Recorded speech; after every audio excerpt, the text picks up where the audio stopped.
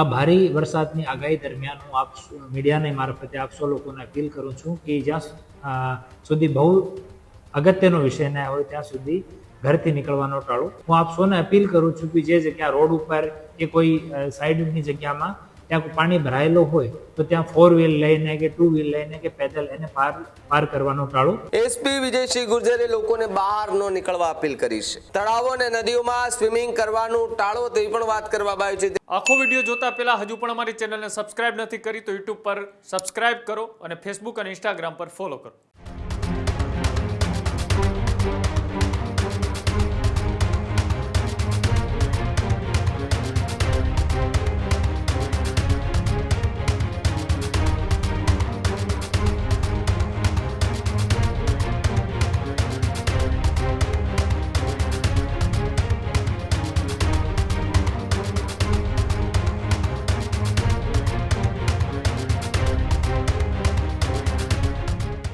તો તરફ રાજ્યમાં ભારે વરસાદને લઈને આગામી 2 દિવસ મોટી આગાહી કરવામાં આવી છે. 2 દિવસ હજુ પણ સૌ લોકોએ સંભાળવાની ખાસ જરૂર છે, કારણ કે રાજકોટ જિલ્લા પોલીસે ભારે વરસાદની આગાહીને લઈને એલર્ટ પણ જાહેર કર્યું છે.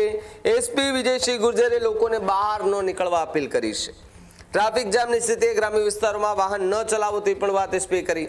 સાવચેત રહેવા અપીલ કરી. જ્યારે રાજકોટ ગ્રામ્ય પોલીસની જરૂર પડે ત્યાં મદદ પણ લેવા માટેની અપીલ કરી.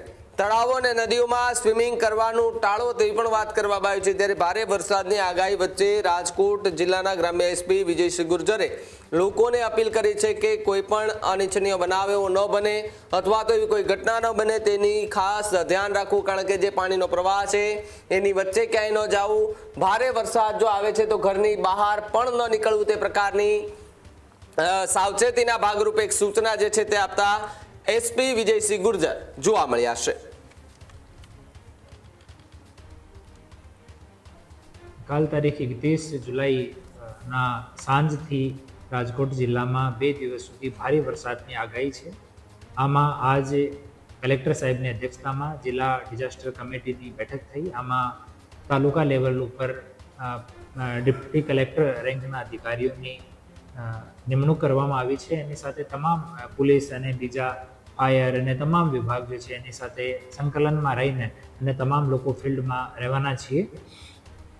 આ ભારે વરસાદની આગાહી દરમિયાન હું આપ મીડિયાને મારફતે આપ સૌ લોકોને અપીલ કરું છું કે જ્યાં સુધી બહુ અગત્યનો વિષય ના હોય ત્યાં સુધી ઘરથી નીકળવાનો ટાળો.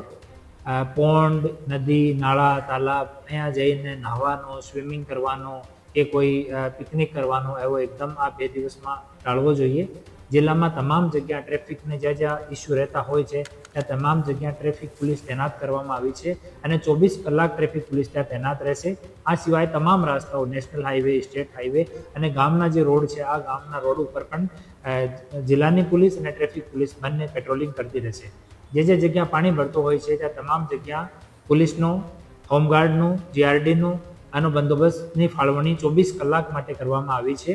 હું આપ સૌને અપીલ કરું છું કે જે જગ્યા રોડ ઉપર કે કોઈ સાઈડની જગ્યામાં ત્યાં પાણી ભરાયેલો હોય તો ત્યાં 4 વ્હીલ લઈને કે 2 વ્હીલ લઈને કે પેદલ એને પાર કરવાનો ટાળો. એ જગ્યા માટે 112 ઉપર ફોન કરીને અમને સૂચના આપવું તાકી ત્યાં પ્રોપર બંદોબસ્ત ડિપ્લોય થઈ શકે.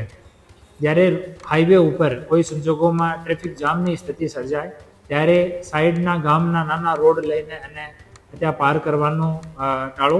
કેમ કે ગામના જો કાચા રસ્તા હોય આમાં કેટલી ગહેરાઈ હોય આપણને ખબર નહીં પડે અને ત્યાં કોઈ બનાવ બની શકે. પ્રશાસન અને પોલીસના અધિકારી કર્મચારીઓ તમામ જગ્યા તૈનાત છે અને જો કામગીરી છે એમાં આપ સૌ લોકો મદદ કરો.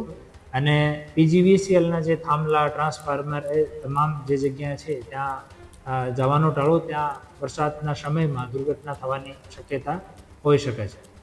કોઈ પણ પ્રકારની મદદ માટે લોકલ પોલીસ સ્ટેશન સિવાય 112 નંબર ઉપર, 1077 ઉપર અને જિલ્લાની જો ઇમરજન્સી ડિઝાસ્ટર ઇમરજન્સી હેલ્પલાઇન છે એના ઉપર સંપર્ક કરવા વિનંતી છે.